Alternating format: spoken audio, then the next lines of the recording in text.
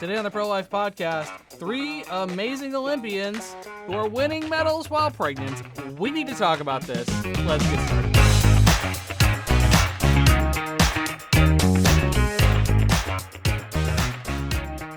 Happy Thursday, Pro-Life family. Welcome to the table. Pull up a chair, grab your coffee. Hey, friends. Hi. How's it going? Good. Welcome to the table. We get to do this again. We have some happy news and some dumb stuff, and we have more happy stuff this time. So let's introduce ourselves and get started. Yeah. Kim Schwartz, Director of Media and Communication. Bailey Barton, Director of Development Operations. Frank Klingerman, Head Broom Pusher. All right. If you know my real title, you'd watch another episode. All right. Okay, cool. The Olympics. This has been kind of a wild ride because we've been angry at the Olympics, and now we're happy with the Olympics, and if Texas was a country, we'd be like 6th in medal count overall. It's the Olympics, bringing the world together. I don't know. Watching the same thing, I guess. That's kind of something. There's like community around it with the sports. We've talked about that. Go sports team. Yeah. I will say this Olympics, more than others, has highlighted the role of moms. Mm-hmm. There was a lot of push going in from former Olympians, current Olympians to have more resources for the moms, because you can be an amazing athlete, but getting a diaper bag and a stroller on an airplane is still a pain. Yep. So this still mom life happens. And there's been some recent news highlighting mom life because there have been a lot of pregnant medal winners this year. Yeah, it's been really cool actually because I think in the past you've kind of heard these stories of Olympians who are pregnant during the competitions, but it's sometimes they don't even know they're pregnant or it's still a secret. But some of these are super pregnant and still competing, which is really just eye-opening and cool. So we had one who was an archer, and she, I believe, is 7 months pregnant. And so you can see her competing. And she says, what appears to you as 2 players on the podium were actually 3. She wrote this in an Instagram post. And she was really just emphasizing how special it was for her as a mom to be able in the future to look back and say, Yep. Hey, my little baby was in the Olympics too, you were there. And I can't imagine just how special that is. And then there's another Olympian who was an archer. And I think this is the coolest thing. Whenever she was about to take a shot, there was she felt her baby kick right as she was about to take the shot. And then whenever that happened, she scored a perfect 10. So it's this really just beautiful synergy of children not being a barrier to women's success, but actually motivating them to a higher level of success, I think is what we see. Yeah. And it's really refreshing because we don't often see this perspective of pregnancy in our media, in our country, even in the world. We don't typically see people talking about pregnancy in such a respected and strong way. We tend to treat pregnancy like it's a disease. Mm-hmm. We tend to treat fertility like it's a disease, really. When you think about the way that our schools educate children on fertility and how they do sex education. And I think it's just really cool to see these articles that are obviously not conservative at all. This is from the Associated Press. Yep. Yes. Not conservative. No. And they're talking about how, but attitudes and knowledge develop about what women can do during pregnancy. And now it's becoming more common for these athletes to compete pregnant. And as a Christian, I'm reading this and I'm yeah, pregnant women are awesome and they're capable of doing great things. Yeah, it's true. My goodness. And it's really striking to me because whenever I hear of stories of women who are considering abortion, I'm thinking of one in particular who was a very avid runner. And so she competed in a lot of marathons, New York City Marathon, all of these things. And she was considering an abortion because she thought, I'm not going to be able to continue to compete if I have this pregnancy. And then she was counseled and encouraged and found hope in choosing life. Mm. And then after she gave birth was when she clocked her best time ever. Wow. Because she said, I'm running for somebody else now. Before I was running for myself, and now that I have someone else to run for, I'm getting chills as I'm speaking. Yeah, it's so beautiful. Yeah, and there's actually another Olympian who kind of echoed that same sentiment, and you can find this on TexasRightToLife.com, but there was a woman who was competing in the Olympic trials, so not at the Olympics, but, before you get there. And this was just 17 months after giving birth, so still, some freshness there. And she said, seeing Ivan after a race is the most rewarding feeling. He's been there every step of the way with me since he was born. And then whenever she got the trophy and qualified for the Olympics, she said, this one's for the moms. And so it's kind of this big community, hey guys, all of these things we've been told about motherhood and pregnancy are a total lie. We can do it. Let's all do this together, which is awesome. And that's what the pro-life movement is about. Totally. I mean, the view of what you can do while you're pregnant, I love that it's shifting. It needs to shift. As funny story, I'm going to tell on myself. So my wife was pregnant with our first child, and I can't remember how pregnant, probably 6-7 months. And I was busy and not home, so she mowed the yard, and I was less than thrilled when I came home and my pregnant wife had mowed the yard. And so our next OB appointment, I was like, dude, tell her she can't do this anymore. He was like, right, okay, you can't do this anymore because your neighbors will think your husband's a terrible ogre making his pregnant wife mow the yard. Don't do it. It looks bad.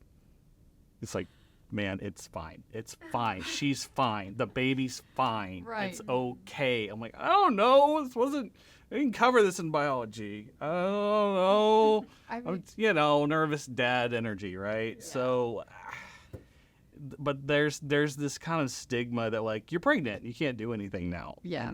It's just dumb. Yeah. And to be clear, we know that everyone has different pregnancies. You might be experiencing a pregnancy where you really physically can't mow the lawn. But the reality is we should be treating every woman we see that's pregnant, that you are at your strongest right now. You are fulfilling your deepest purpose of how God designed women's bodies. You are carrying life. You are strong. And whether that looks like an Olympian or it looks like a mom mowing the lawn or someone just going on a walk, because pregnant women need to get their steps in. Yeah. You are strong.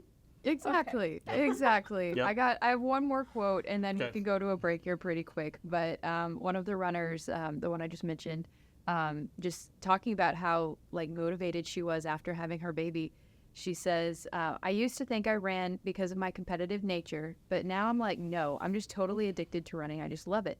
But also, now that I'm a mom, I run a lot for Ivan, and I can't wait to someday be able to show him pictures of when he was traveling with me in my belly, my little racer. And then the archer said kind of the same thing whenever she shot the 10. She's like, I can't wait to tell my child about this one day, that you were at the Olympics and you were the one who inspired me to take that winning shot. So it's people are lifted up here. It's good stuff. That's amazing. Praise God. Amen. Awesome. Okay, we have one more topic we want to get to after this break. Do you have a cell phone? Do you have pro-life values? Do you like saving money? Well, Patriot Mobile is America's only Christian conservative wireless provider, and they've partnered with Texas Right to Life. So if you'll go to patriotmobile.com/Texas Right to Life or call 972-PATRIOT, 972-PATRIOT, and use the checkout code TRTL, they'll give you a free month of service. So make the switch today, have your money support causes you believe in, and save and get a whole free month. Make the switch right now. What are you doing still watching this? Make the switch right now. This just in. Democrat leaders convinced Biden he already stepped down yesterday. Meanwhile, the party whose abortion position is endorsed by North Korea, Harvey Weinstein, and the Church of Satan says we're on the right side of history. If you want to meet the guy behind hilarious headlines like these, come to our 27th annual Life Gala in Houston on September 28th, featuring CEO of the Babylon Bee, Seth Dillon. Supporting Texas Right to Life at the Life Gala is a great way to make an impact and give hope to moms and babies in need. Join us in Houston as we honor God for all that He's done this year. But seats are filling up fast, so make sure you click the link in our description to get your tickets today. We hope to see you on September 28th. Welcome back, friends. can't wait to see you at the Life Gala. I'm so excited about Seth Dillon. It's going to be so fun. What a time to be like in the Babylon Bee. I can't imagine what their lives are like because there's just so much ridiculousness. But they always say their jobs are harder because they have to like satirize things that are already pretty hilarious. That's true. I was just thinking they probably have it so easy right now, but they probably have it the hardest they've ever had it. yeah, yeah. To make it sound ridiculous these days is an achievement when the Yeah. normal news is ridiculous. But God is providing them with like all of the like best content because it is just straight fire every day coming out of the Babylon Bee. So I'm excited. Hope to see you there. Tickets are on sale. Links below. Okay, let's talk about New Mexico. Boo. Boo. You're not just booing because we're Texans and we love Texas. So the governor of New Mexico has started taking out ads in Texas papers, apparently inviting doctors, come to our state. We'll let you do abortions. Not just newspaper ads, but billboards too. I saw them driving on, like several actually driving on 59. So you might have seen these in your town. Let us know in the comments if you've seen them. Yeah, it's a whole campaign. It's a $400,000 campaign, and it's called Free to Provide. It took up 5 pages in a Texas newspaper recently, and it's just targeting OBGYNs in Texas, saying, listen, we know y'all have it really, really rough in Texas. Y'all can't do abortions anymore. Ooh, it's so hard. I know. We're going to bring you over to New Mexico where there's literally no restrictions. Yeah. You can just freely do what you want. No accountability. And somehow they think that's going to make New Mexico a better place. It won't for so many reasons. First of all, like my blood pressure just boiled whenever I saw these billboards and like knowing that the New Mexico government was behind it. I don't love New Mexico. I'm sorry, New Mexico. Part of it though is I think one of her big miscalculations on a practical level is, do you know how much Texans love Texas? Like that is a big miscalculation. That's one of the big wastes of money here is like trying to convince Texans to leave Texas is a very dumb idea. Yes. Second of all, though, the idea of like we're trying to like lure doctors into their state, I think is just like another big miscalculation because she's pointing out how, she's operating on the assumption like doctors want to provide abortions. But we had Dr. Scoff on the podcast. She's cited studies that say most OB-GYNs don't provide abortions. They don't want to provide abortions because they see that they have a very unique role where they treat 2 patients at the same time. This is true. Which is really, really cool. And I think most OB-GYNs see that. Like if you go and if you know any pregnant women, they're not saying like, oh, yeah, my doctor said my fetus is doing so well. Like, they say baby, they say heartbeat. Yep.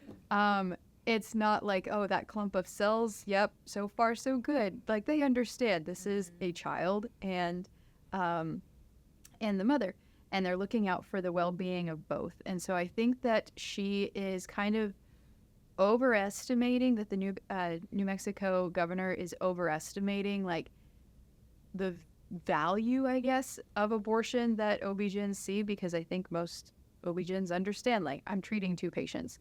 Any thoughts?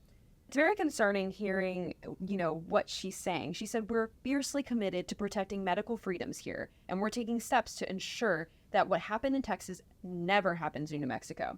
Now, let's fill in those very vague statements in there. What happened in Texas is that we said we will not tolerate doctors killing Texans, the smallest baby Texans, the most innocent Texans that exist. We are not okay with that. That's what Texas did.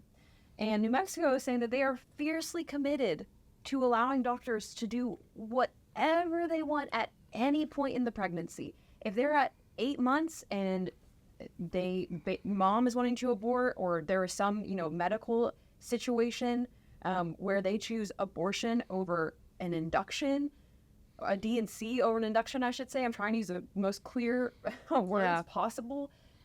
They would allow the DNC to take place. And so that's what she's saying there, and they're fiercely committed to that. We need to think about that for a second. Yeah, it's a disaster. And the other like frustrating part is that I think the New Mexico governor is kind of like on this same thought pattern as one of the doctors that is quoted in this article.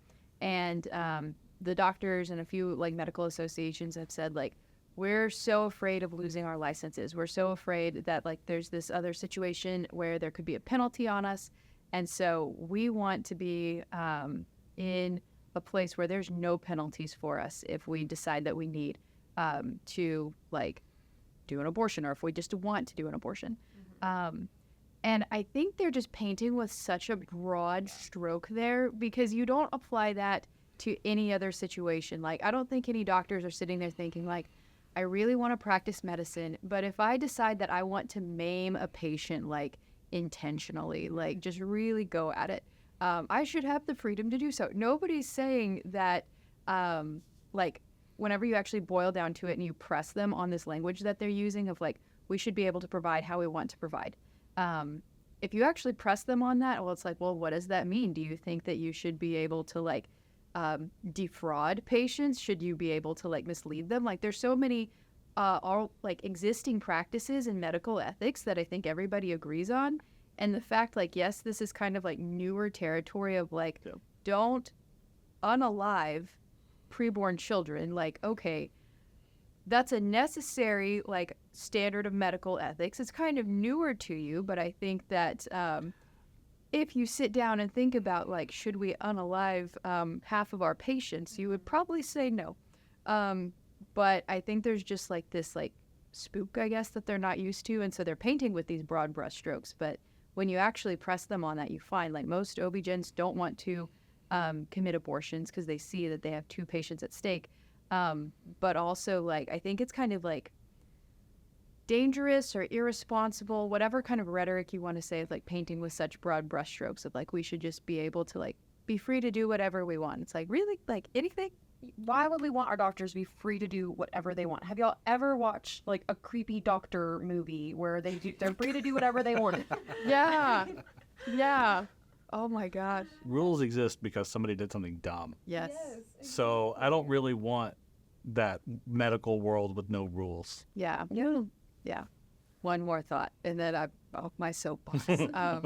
This one, it's not a thought on how I feel about New Mexico, but it's a thought on like doctors and patients. Like, sometimes I think that there's just like a really unique balance in the relationship, because doctors, they have their right to conscience, right? So we talk about this a lot whenever it comes to patients facing denial of treatment, like over a ventilator or blood pressure medication or food and water, things like that. And so, like, yes, they have a right to their conscience. They shouldn't be forced to, like, a doctor shouldn't be forced to commit an abortion. A doctor shouldn't be forced to, like, do something that violates their conscience.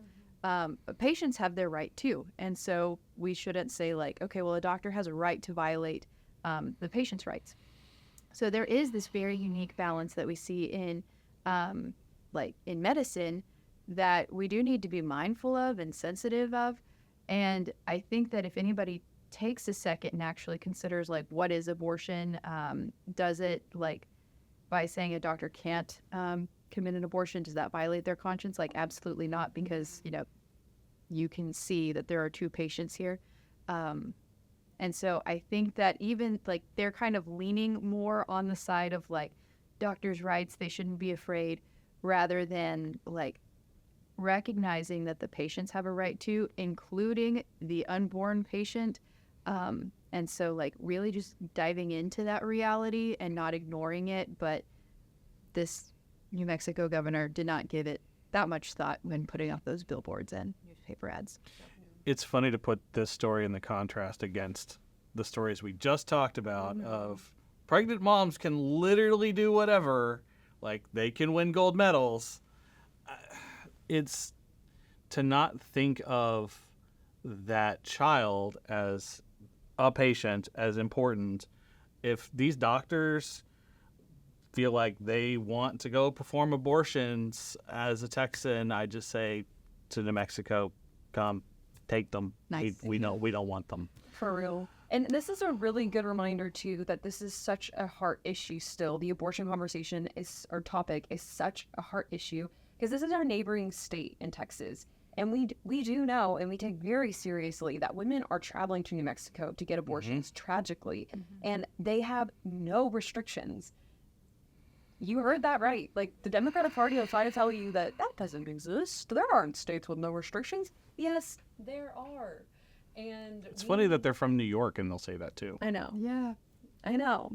And I'm telling you, if you look up what that procedure is like, late pregnancy, an abortion procedure is very horrific. And that is what she's fiercely advocating for. And we need to make sure that we are loving our neighbors here in Texas and, of course, like loving our neighbors in New Mexico and making sure people in our lives know that this is not an option they have to consider, that we will come around them, and that we are a state that truly does care for women. They paint this whole caricature that Texas is just evil and all that. And we know the game that they're playing, but as believers, we can all come to the table and know that we really are trying to care for women and come alongside them, and empower them that they can do hard things and we can help them. I mean, Texas Right to Life goes to the legislature every session and fights to make sure we have the nation's greatest pregnancy resource center system on the planet, really. And there's no reason to have to consider abortion in Texas. We don't need it. Yeah. And honestly, like, we are seeing here's the like silver lining kind of the whole story. We are seeing like more babies born because of our pro-life laws. And so, like, yes, there are huge challenges still coming up, like New Mexico. One more thought on New Mexico to roast it. The Satanic Temple chose New Mexico to open its own like abortion clinic, like digital abortion clinic. And so, yes, there are these big threats, but we see like more children being born. And I think that we don't like, not we as in Texas Right to Life, but like society, the media doesn't talk enough about, the lives that are forever changed, the babies who are here because of our pro-life laws. And so, like, we're on the right track. We're going the right direction. And even though other states like New Mexico are doing their best to undo that, like, we are going in the right direction. We have to keep that up. Otherwise, if they're louder than us, we're going to have a like severe problem. So we have to keep celebrating life. Yep. Well, friends, we obviously still have some work to do. So love your neighbors, New Mexico. We love and pray for you. Just vote for better administration. Elections are coming. Friends, like, share, subscribe, have some conversations with your friends and neighbors. We really have to talk about these issues because, women do awesome stuff like have babies and win gold medals at the same time. So that's pretty cool. So tell your friends about it. It's awesome. Thanks for watching. We will see you in 2 weeks.